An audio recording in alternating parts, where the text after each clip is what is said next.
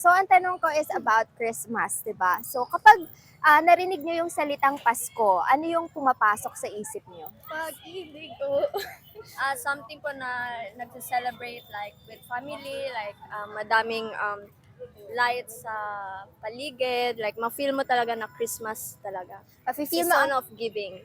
yon, giving Brilliant sa answer. family, tapos sa Christmas lights. Ikaw, ano pumapasok sa isip mo pag Pasko? Siya. Siya? Ah, sino yun? Pagmamahalan. Okay, okay. and giving. Season of loving and giving. Ikaw naman. Pagkakaisa ng pamilya, nasagot na nila lahat. Nasagot na lahat. Dapat Wala iniwanan na. ako ng isa. Oo. Family bonding, family gathering, pagtitipon-tipon ng pamilya, mga loved ones. Okay. Tagalog.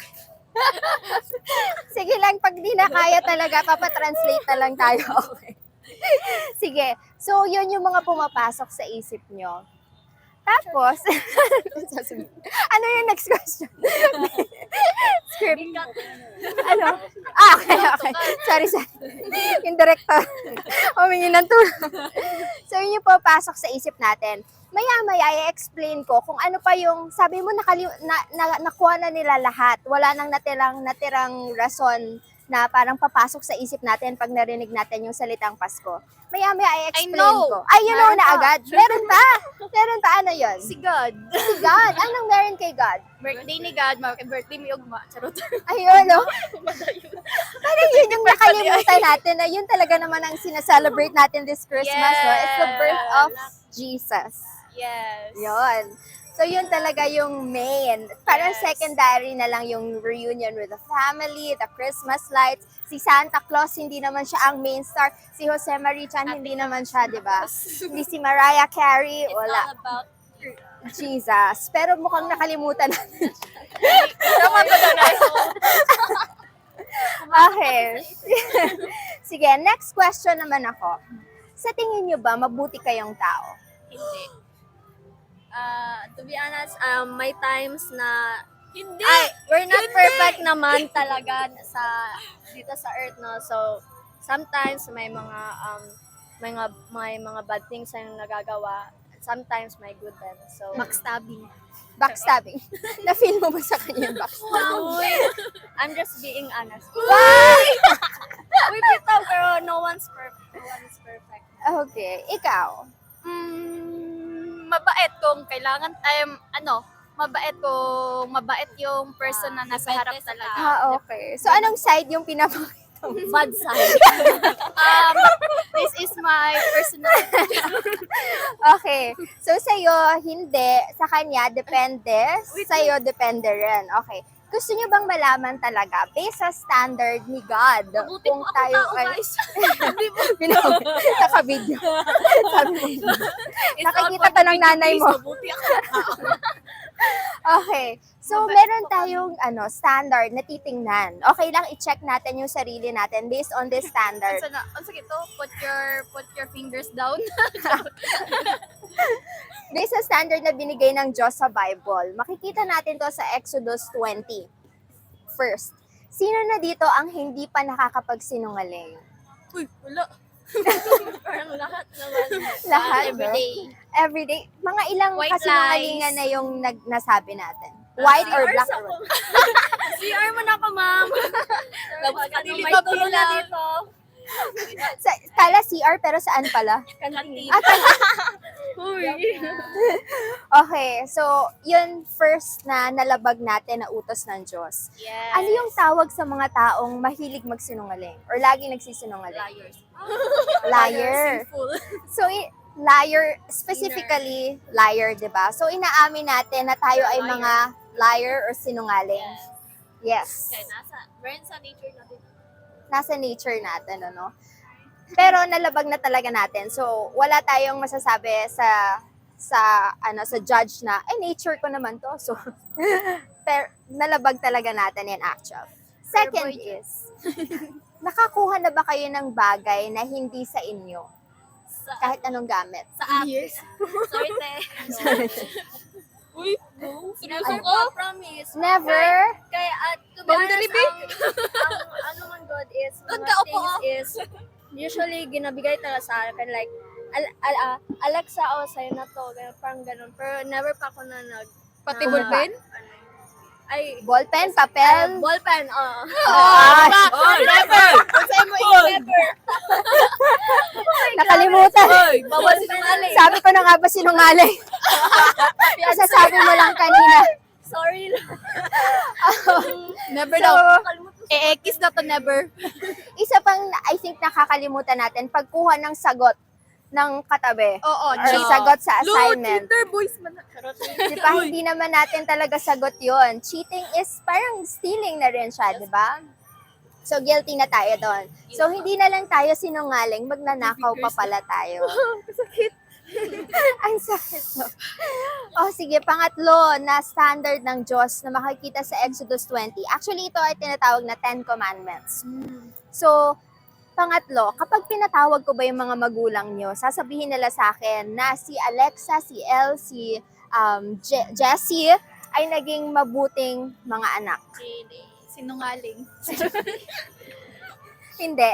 So may hindi kayo naging hindi nyo sila na honor all the days of your life. Ay, Like, pinatawag ko sa, guidance.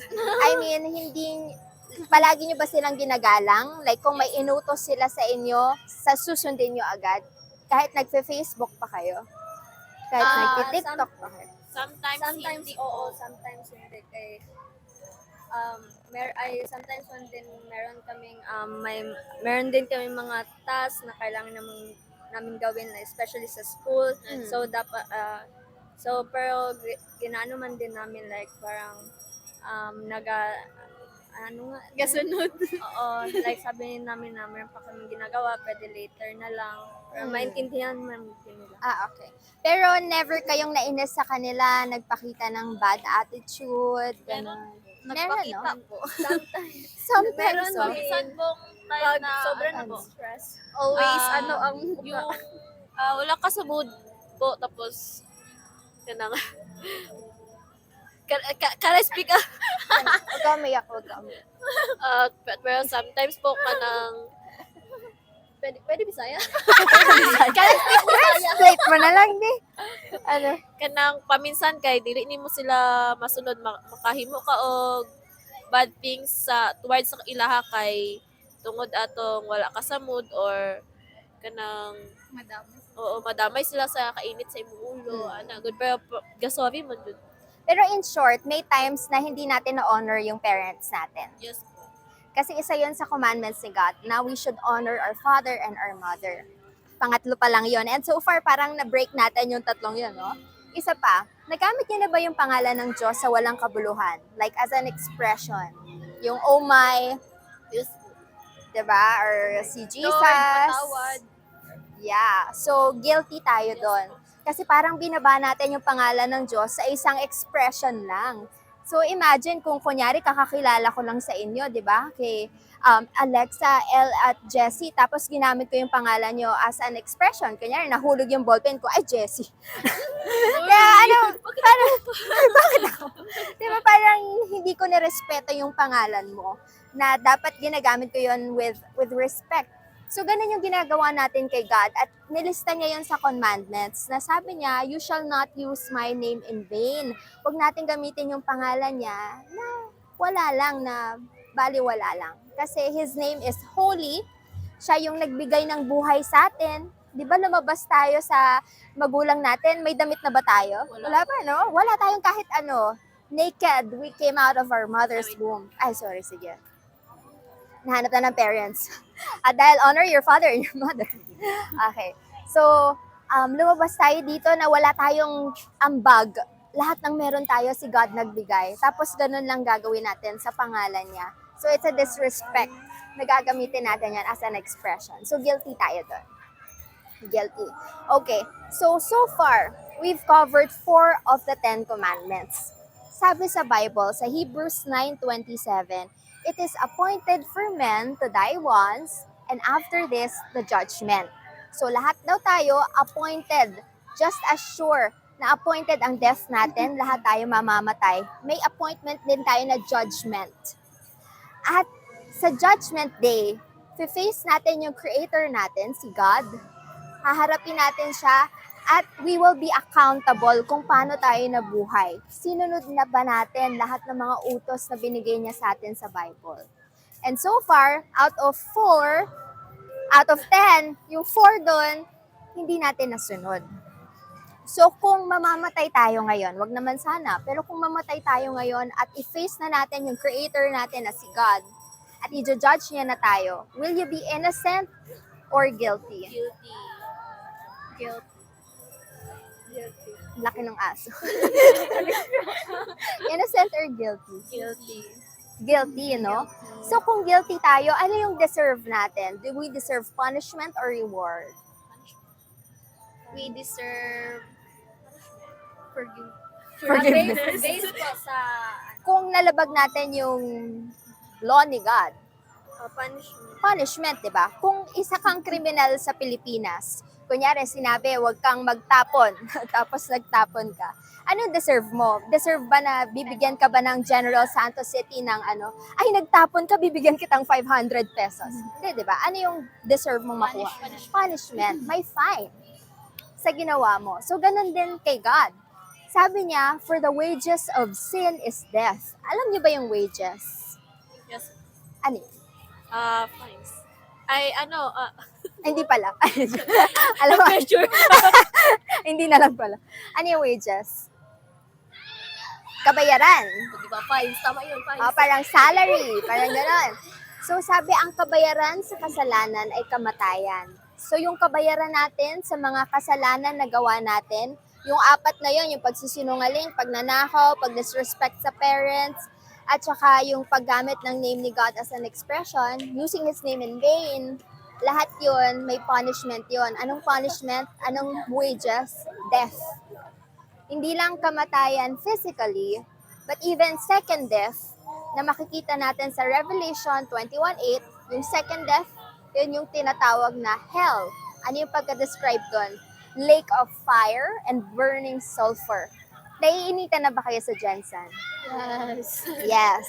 Sinag ng araw pa lang yan. What more yung lake of fire. Nakita na kayo ng lake na water? Imagine nyo, fire yon. And burning sulfur na sinusunog ka forever. May forever sa Bible. May hell and heaven. So, yun ang description ng Bible sa hell. And so far, as we see it, guilty tayo. At kung guilty tayo, ang deserve natin is punishment. At ano yung place of punishment? Hell. So, ibig sabihin, dun pala tayo papunta. Kung sakaling mamatay tayo ngayon, at harapin natin yung Diyos, at i-judge niya tayo based sa commandments niya, na guilty tayo, papunta tayo sa hell. So, sa tingin nyo, ano yung pwede natin gawin para hindi tayo mapunta doon? Mag-atong sa Ano? Mag-pray? Ano yung sabi? Kanang sundon ang mga, ano ni God. Sundin yung commands niya simula ngayon. So, meron akong illustration sa inyo. Kunyari kaming dalawa ng asawa ko, mga kriminal pala kami. Kanina, meron kaming mga bata na ninakawan, pati mga matatanda. Tapos napatay namin sila. Tapos kunyari kayo mga polis, kami kriminal. Tapos nagmakaawa kami sa inyo. Sabi namin, mga ma'am, sorry talaga na nakawan namin sila. Sobrang gutom lang namin, hindi namin napigilan yung gutom namin. Tapos nanlaban sila kasi kaya napatay namin sila. Promise, hindi na namin gagawin yon. Hindi na kami magnanakaw. Bukas na bukas hahanap kami ng trabaho. Hindi na kami papatay. Magbabago na kami. Magsisimba kami. Gusto nyo araw-araw kami magsimba. Magdodonate kami sa charity. Lahat na ipagawa nyo sa amin na mabuti, gagawin namin. Huwag nyo lang kaming ikulong. Ikukulong nyo kami bilang mga pulis. Yes po. Grabe kayo sa amin. Magbabago na nga eh. Walang awa yung law. 'Di ba? Walang awa ang law. Tama. Batas pa lang 'yun sa Pilipinas or sa mundong ito. Batas pa lang 'yun sa mundong ito. Alam na natin yung sense of justice. Yes. What more a holy justice is cruel. Yes.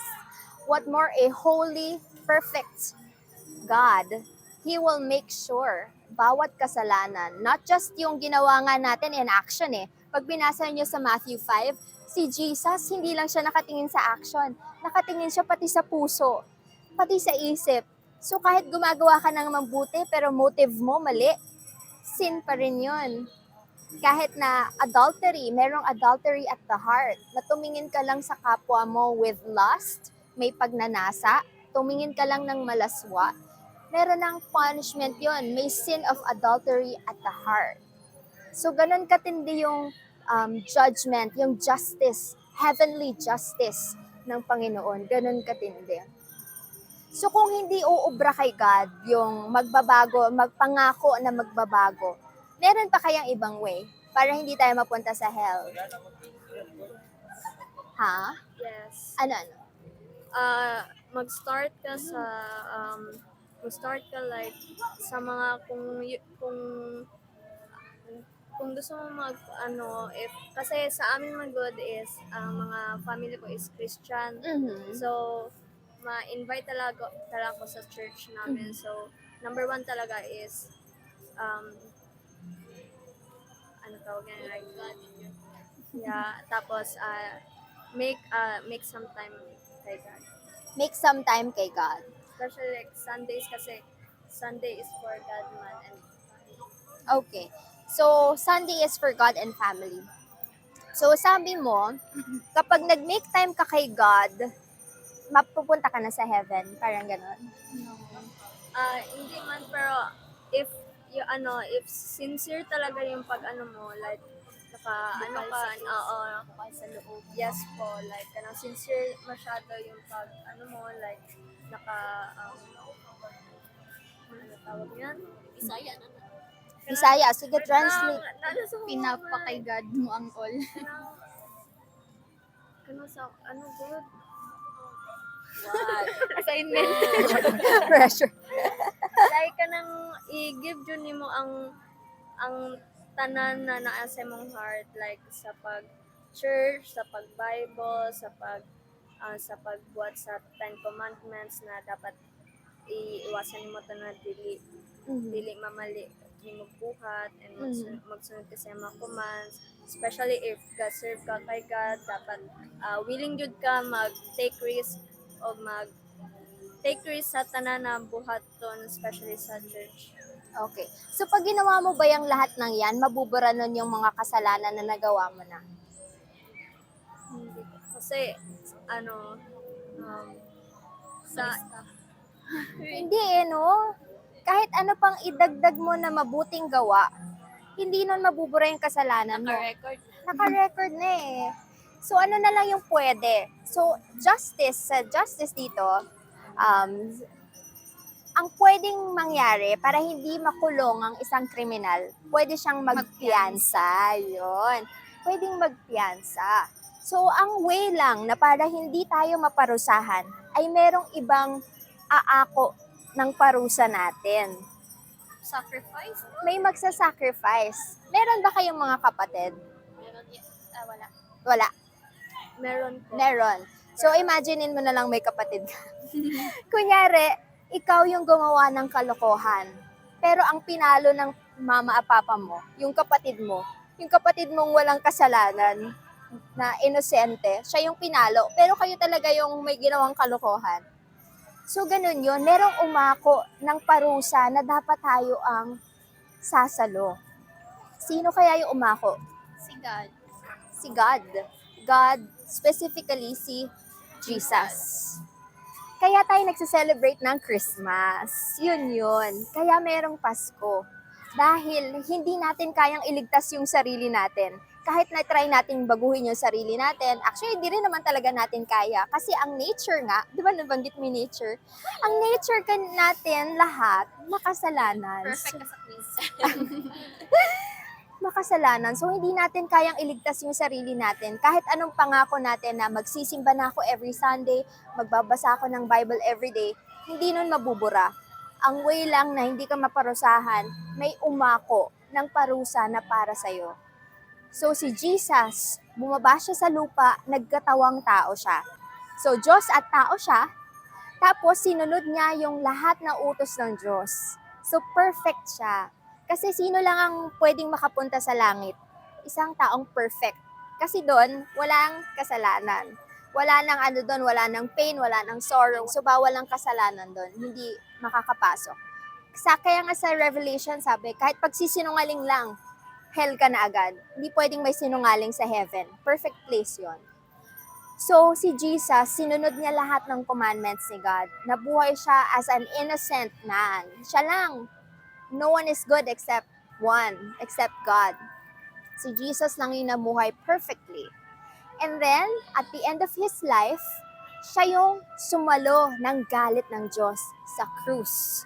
Siya yung namatay, di ba? Siya yung, parang yung illustration ko kanina, kayo yung may kalokohan, pero yung kapatid ang naparusahan. Ganun ginawa ni Jesus. The innocent was punished for our sins. After niya namatay, after 3 days, nabuhay siyang muli. Tapos, nag-ascend na siya sa heaven and now he is seated at the right hand of the throne of God. So, ang ginawa ni Jesus na yun sa krus is a free gift.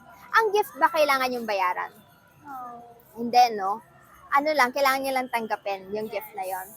So, yung free gift na yun ni Jesus ay matatanggap natin sa pamamagitan ng dalawang bagay. Una is yung pagsisisi. So, tama naman yung pagsisisi, pero hindi complete. Kasi kahit magsisi ka, pero wala kang savior, wala, sa hell ka pa rin. Yung pagsisisi at pagtalikod sa kasalanan, yun yung una. Pangalawa is manampalataya kay Jesus. So, we will put our faith in Him, na siya lang talaga yung tanging makakaligtas sa atin. Kasi kahit mamatay ako para sa inyo, wala, sa impyerno tayo lahat. Kasi makasalanan din ako. Ang kailangan mamatay para sa atin, isang perfect man and infinite na God. Kasi kailangan niya saluhin yung infinite na galit ng Diyos sa kasalanan. So, kailangan man and God. So, si Jesus lang yung qualified na maging perfect sacrifice for our sins. So, kailangan nating mag-trust na siya lang talaga, yung only way. Alam niyo to sa John 14:6, di ba sabi niya, I am the way, the truth, and the life. No one comes to the Father except through me.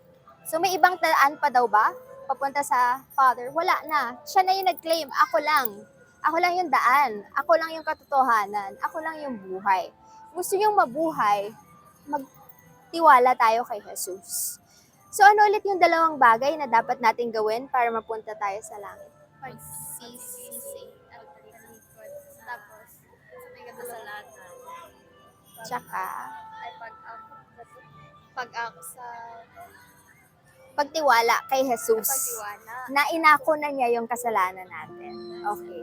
Yun lang yung dalawa. Yun yung reason kaya tayo nag-celebrate ng Christmas. Yung shinare ko sa inyo is actually the gospel or the good news. Bakit siya good news? Kasi kung tayo-tayo lang mag-iisip ng paraan para makapunta sa langit, wala tayong maiisip na paraan kasi lahat yon hindi papasa sa standards ni God. So good news siya kasi meron tayong tagapagligtas. So pag ngayong Christmas season, marinig niyo yung mga Christmas hymns, i-examine niyo yung mga lyrics. Lahat yun patungkol sa pagbaba ni Jesus, pagligtas niya sa atin, magkakaroon na siya ng meaning. Hindi lang siya basta Christmas hymns. May reason bakit tayo nag-celebrate ng Christmas. Hindi lang siya about the celebrations, but it's about Christ.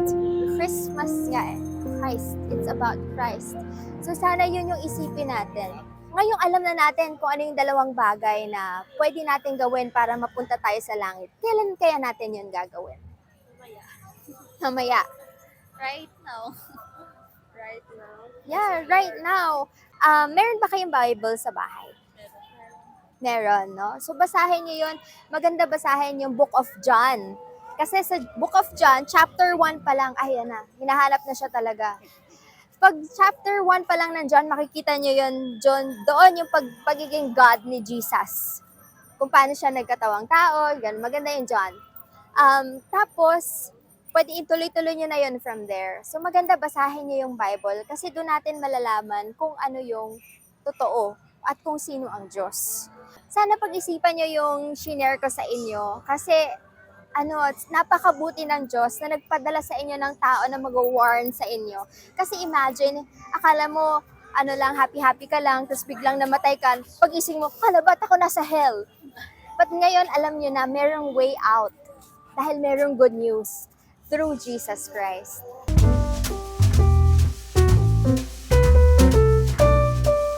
So, ayun lang. Make sure na find a church na ano yung spiritual nyo. Sige na, bye-bye na. Sino ba yung boyfriend niya? Or ano? Papa. Sige, Papa. Bye-bye. Hi guys. Thank you so much.